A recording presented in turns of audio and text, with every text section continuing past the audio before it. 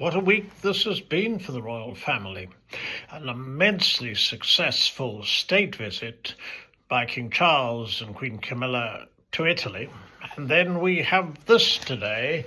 The Telegraph, Harry claims that the royal family tried to entrap him by threatening to deprive him of security if he stepped down as a senior working royal, he and Meghan.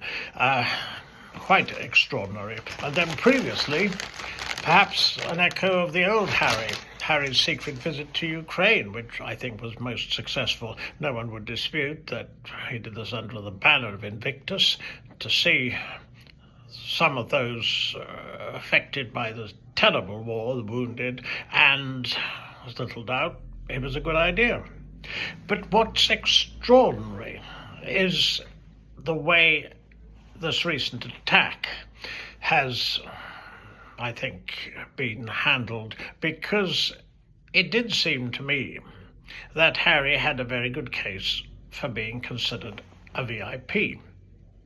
That's his intention. I mean, the idea is that he realized, qualify for automatic security, having stepped down as a senior working royal ipso facto, but he and Meghan and his family, because of the particular threats that they face. It's so sad if you see the family rift highlighted yet again, but if you read Spare, it's, in my opinion, a destructive and ill-advised book, a memoir that should never have been written, but there's no doubt at all that Harry was so deeply traumatized by his mother's death, and one does feel that it was linked to the way he became the royal wild child, also the way that unfortunately he needed therapy and was desperately affected. He found solace in his career in the military. And I think his mental attitude is that he and his family are permanently under some form of threat. Al-Qaeda possibly. He was certainly advised to mention the number of Taliban he took out personally in his second tour of duty in Afghanistan. But there are right-wing extremists who could have it in for him and his family. And the paparazzi, they were involved in the famous or infamous car chase in New York, which hit the headlines. But there's no doubt at all, though, that he is a special case. But the court case where he came over and he didn't give evidence, but nonetheless, part of the case is that he was forced to step back as a senior working royal, that the institution, so to speak, had betrayed him. That's the name for the royal family. And whereas there's no doubt at all that when he stepped down as senior working royal, he knew he'd be deprived of automatic security. But on the other hand, this is handled by the Home Office. The committee is called erratic, and it's being handled on a case-by-case basis. He has to give 30 days notice of visits and so forth. And he believes that is inferior security. He believes if he had full security, because any he could provide wouldn't have the inside information that he believes that the police have, he wanted to buy it. Now, that was rejected. It isn't the way we do things here, and he should have known that. But equally, he'd lost this case.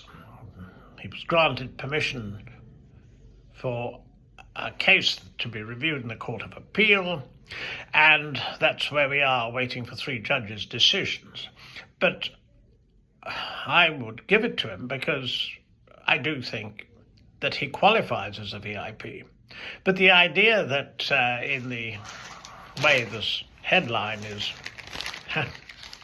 puts it, how they tried to trap me, that to me has an element of paranoia about it.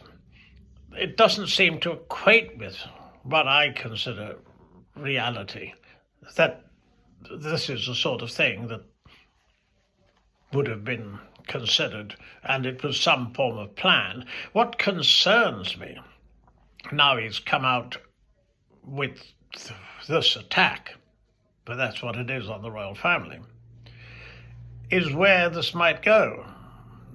We know that he cut 400 pages out of Spare, so why not, so to speak, another memoir? Might Meghan write one? She's occupied with a variety of other, we've got the cookery program, the second part of it. Then there's As Ever and the products. There's the Lemonada Media podcast, which had just kicked off, all of that. Nonetheless, they are unpredictable. Harry's visit to Ukraine hadn't been expected. And the security issue is one that's hypersensitive and one cannot but feel sympathy. But to say that he was so handled, that his was so to speak trapped into the firm, that seems to me going far too far. And it does, you could come to one conclusion on this, I think, that you cannot, sadly, trust the Sussexes. And one wonders where this is going to go next. Will there be more attacks? What will the judgment be? Previously he'd lost the case. And what follows from that?